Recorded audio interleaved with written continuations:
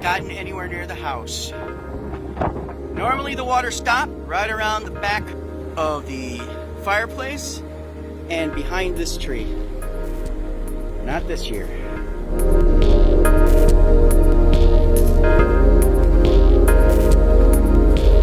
At around 2 o'clock this afternoon, I laid down that red piece of trim as a marker, and the water was about a foot or two behind that. And it was super shallow. It was just creeping across the lawn. Now, it's under a few inches of water.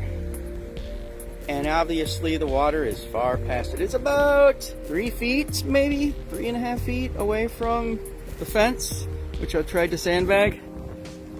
So, fingers crossed, but this is definitely the worst flooding we've ever had. And it is raging.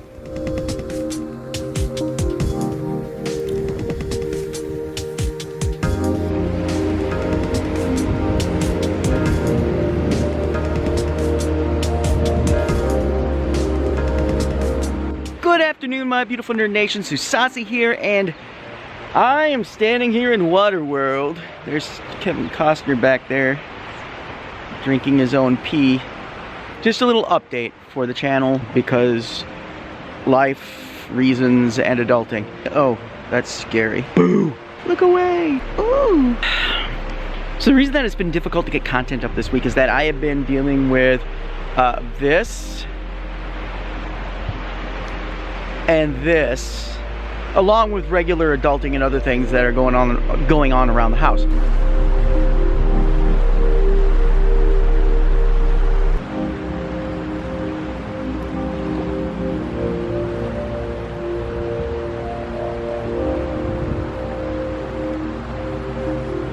So, as you can see, water has receded quite a bit. This morning it was still up near the sandbags. The water actually reached the sandbags last night. A little bit, like maybe a couple inches up on the sand. I thought that it was going to get even higher. I was very concerned about that. Snow in the forecast, possibly rain in the forecast, and that was my concern. And the winds are really bad. And yesterday, the winds were helping to push the water up and helping the water to surge up onto the lawn. You can see some of the debris here from this side of the yard where this is where the deeper stuff ended up depositing. But the water actually came way, you can see, way. So at any rate, I now have like disgusting algae all over my yard. Not something that I had ever anticipated would happen. And it's never happened any other year. For now, at least, the water is back to near normal flood levels. This is a little bit further than it normally goes still, but at least it's better than it was. I've had to deal with this, and while dealing with this also, so obviously dealing with flooding is a serious issue. We did about half of those sandbags in the middle of a lightning, rain, and hailstorm. So that was interesting. I'm feeling the effects. Like right now I'm having a hard time holding the camera because everything is sore. But at least the house is safe for now. We may see another surge. There's a whole lot more melting going on, a whole lot of rain that's still to come. The creek stays at this level for a few weeks to a month and kind of yo-yos a bit. So I'm hoping that it goes down a little bit more so that if it does surge again, it's not gonna make it to the house. You see the small trees right there-ish? So about 10 feet in front of that is where the actual bank of the creek usually is. And that side over there, that's actually the bend in the creek. There's a huge bank over there that's usually exposed.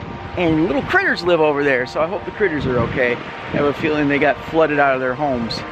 There's a little bit of moisture that got into the basement. It's not as bad as other years, thank goodness. There's a whole lot that has to happen with that. That's gonna be even more adulting that's gonna happen. It's probably gonna hold me up on some things, and that's really a shame. I am missing PAX East because of the outlay of cash for, we had a furnace issue, and we have the construction going on, and now we have the flooding. So, well, it kind of crushed my wallet, and it's kind of standing on my wallet's neck right now, right on the throat.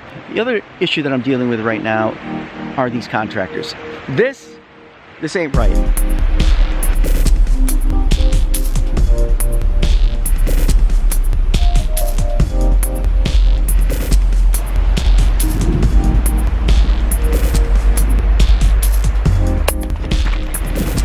Now, the weather has been a mitigating circumstance, and I understand that, and that has been taken into account. But the way they handled all of this is just ridiculous and unprofessional. And we had a few nice spring days here, spring-ish, spring adjacent. They never showed. And they had told me when the weather got warm, they were gonna work quickly to finish our house after pushing it back a good 6 months. So this is the other half of what I'm dealing with.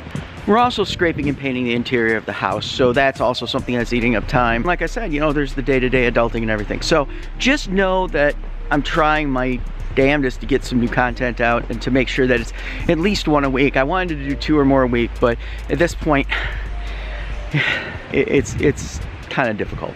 I'll make sure to keep you updated on Twitter and probably also on the Geeks by the Creek Facebook page as to what progress is being made, where we're at, and certainly you'll always know when new content is going to be uploaded or when it's coming. Usually Wednesdays and Fridays, but sometimes that Friday might slip to the weekend while this is happening, or it might slip to a Monday, but I'm really trying to stay on schedule. It's just like I said, it's getting a little bit more difficult. While I'm missing out on PAX East because of you know, adulting and funding, I will still be making it to Midwest Gaming Classic, and I'll be there with Corey, which is going to be a blast. Midwest Gaming Classic.